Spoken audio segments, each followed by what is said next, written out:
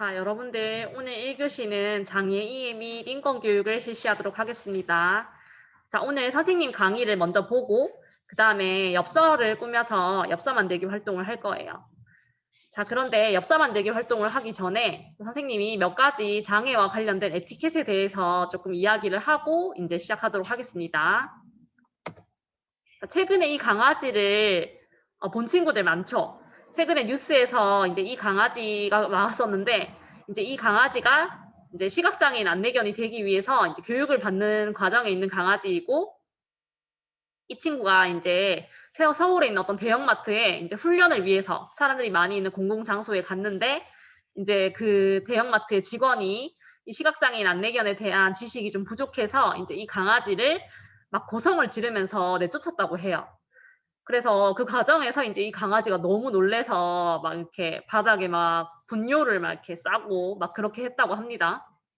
그래서 시각장애인 안내견 같은 경우는 시각장애인을 만나기 전에 이제 훈련을 받을 때는 비장애인이 훈련을 시킵니다. 그래서 이제 비장애인이 처음에 자원봉사자가 지금 이 상황에서는 자원봉사자가 이제 이렇게 사람이 많은 공공장소에 이제 이 강아지를 데리고 간 상황이었어요.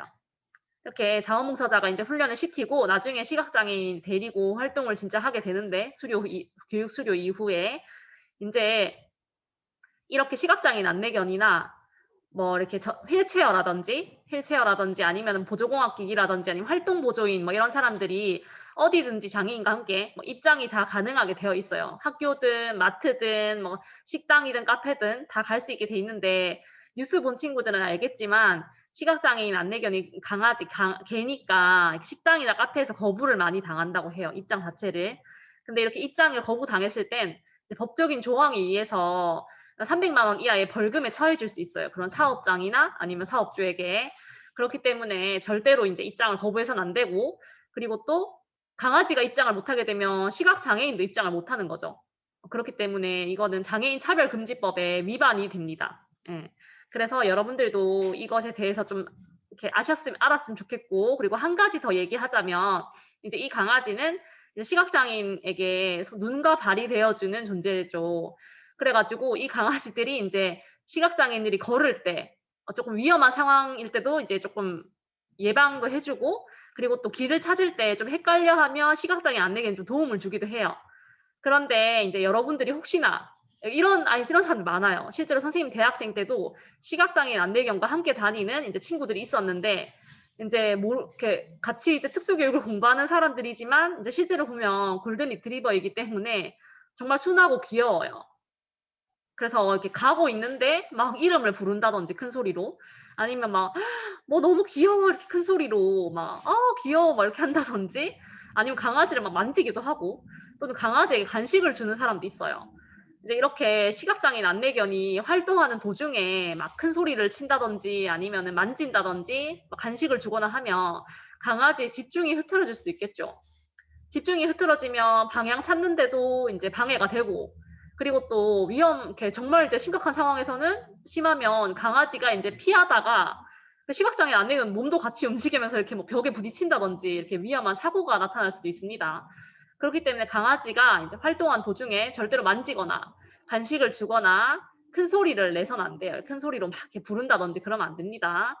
그리고 또 이제 뭐 강아지가 활동을 쉬고 있을 때, 그러니까 시각장애인이 뭐 앉아서 강의를 듣고 있거나 뭐 식당에서 밥을 먹고 있거나 해서 강아지가 옆에 쉬고 있을 때도 만지거나 뭐 부르거나 뭐 이렇게 간식 주거나 하지 마세요. 시각장애인 안내견은 훈련받은 강아지이기 때문에 간식 같은 것은 뭐 주인이 딱 주는 것만, 정해진 양만 먹기 때문에 절대로 주인이 아닌 사람이 주면 안 됩니다.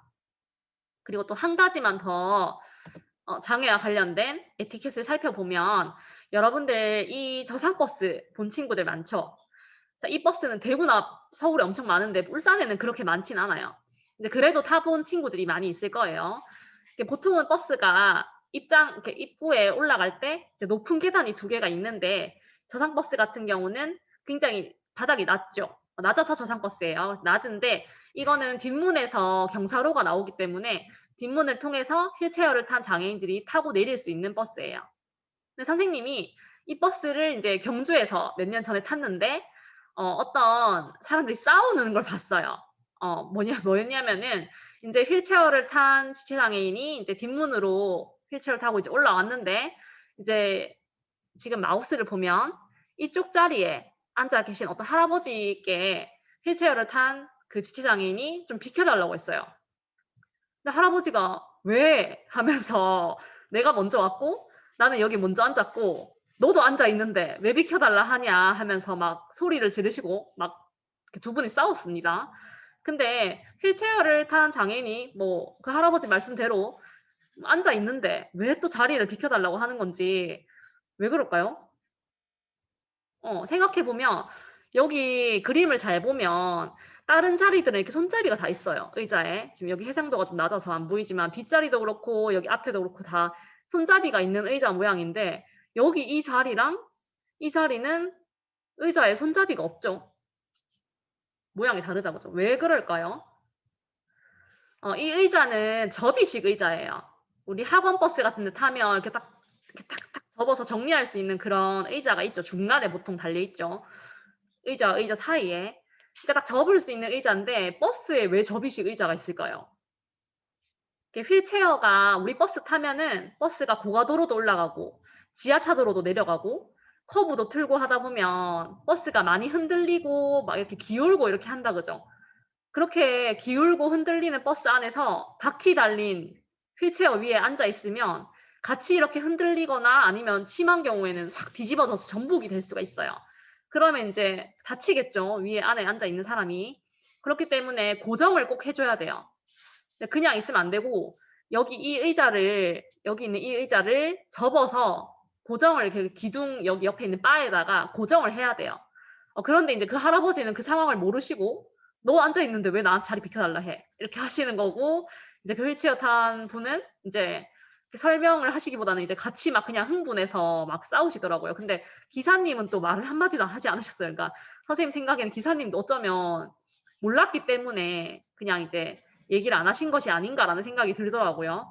그래서 여러분들도 혹시나 버스를 탔을 때 인제 이렇게 이쪽에 앉아 이런 이렇게 손잡이 없는 의자에 앉아 있을 때 이제 휠체어를 탄 사람이 오면 알아서 쪼끔 먼저 비켜 주면 좋을 것 같다라는 생각이 들었어요. 그래서 꼭 알았으면 좋겠고 자 이제 다음으로 본론에 들어가서 우리가 오늘 엽서 만들기를 할 건데 선생님이 한 가지 영상을 준비해 왔어요. 자 이거는 아나톨의 작은 냄비라는 동화책을 인제 애니메이션으로 짧게 만든 영상인데 아나톨의 작은 냄비라는 책은 우리 학교 도서관에도 있습니다. 자 그래서 한번 이 영상을 먼저 보고 이야기를 해 보도록 하겠습니다. 이 소리가 쪼끔 안 나와서 소리를 끄도록 하겠습니다. 선생님이 읽어 줄게요. 자 아나톨의 작은 냄비.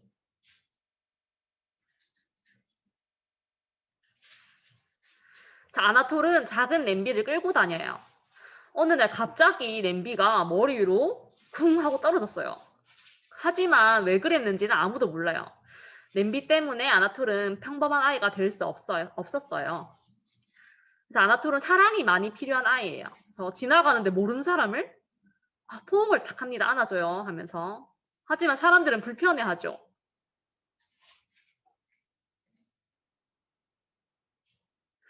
하지만 아나톨은 굉장히 상냥한 아이입니다. 이렇게 어르신에게 꽃도 주고 그리고 또 그림도 아주 잘 그리는 아이예요.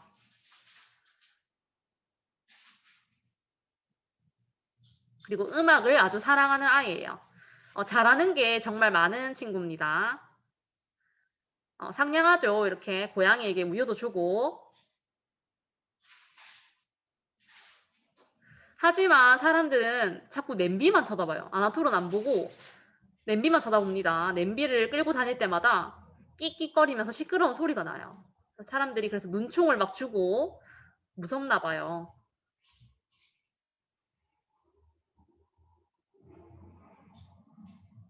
근데 강아지가 지짐을 쫓아내니까 아나톨이 도망가기 시작했어요.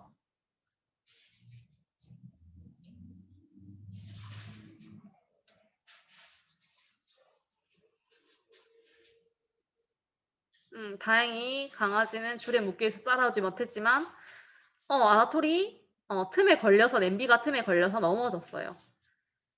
친구들이 어떡하지 하고 보지만 친구들 도와주지 않고 갑니다. 냄비 때문에 아나톨은 힘들어요. 자꾸 걸려가지고. 친구들처럼 사다리를 타고 올라가려고 했지만 걸림돌이 돼요. 아나톨은 남들과 똑같아지려면 남들이랑 2배보다 더 노력해야 돼요. 2~3배씩. 생각대로 되지 않으면 아나톨은 화를 내요. 소리도 막 질러요. 나쁜 말도 막 하고 친구들을 때릴 때도 있어요.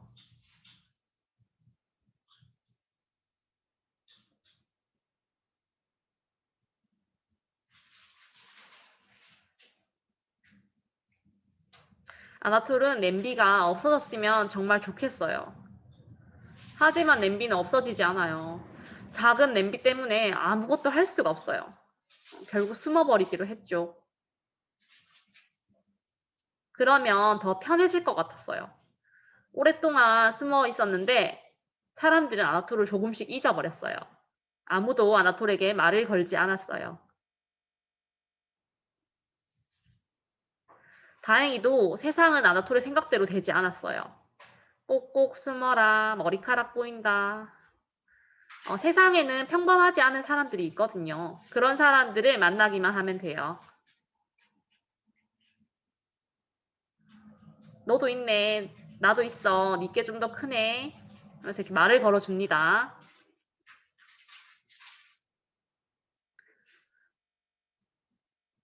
아나톨이 무엇을 잘하는지 이 어른이 가르쳐 줬어요. 아나톨은 다시 명랑한 아이가 되었어요. 그림을 그리도록 도와주었죠. 그리고 그 사람은 아나톨이 냄비를 가지고 살아가는 방법을 알려주었어요.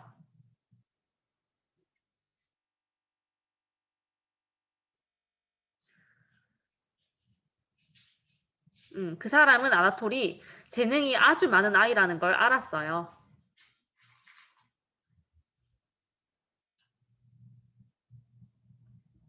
작은 냄비는 아직도 달그락달그락해요. 하지만 이제 잘 보이지 않아요. 이제 아나톨은 친구들과 마음껏 뛰어놀 수 있어요. 하지만 아나톨은 예전과 똑같은 아나톨이랍니다. 자, 여기까지 해서 이 만화 그 애니메이션을 보면 아나톨이 갑자기 어느 날 램비가 머리 위로 떨어져서 이제 램비와 함께 살아가게 되는데 램비가 항상 질질 끌리니까 끽끽 소리도 나고 자꾸 걸리고 걸림돌이 되었죠. 그래서 남들이 쉽게 하는 사다리 올라가기, 달리기 이런 것들을 하려면 아나톨은 2배, 3배의 노력이 필요했어요. 남들과 똑같아지기 위해서는. 이제 그런 것 때문에 아나톨이 너무 힘들고 스트레스 받다 보니까 폭발해서 막 친구들을 때리기도 하고 나쁜 말도 하고 소리도 질렀죠. 근데 이제 멋진 어른을 만나서 이제 램비와 함께 살아가는 방법을 배우고 아나톨이 예전과 똑같이 램비를 가지고 있지만 이제 행복한 아이로 다시 돌아오는 이제 이야기였습니다.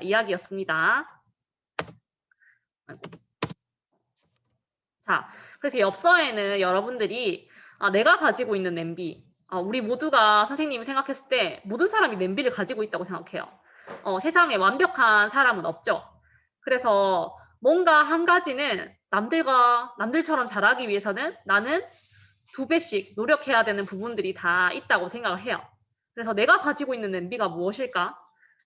사람들마다 다르겠죠. 나는 참을성이 없어. 아니면 나는 집중력이 부족해.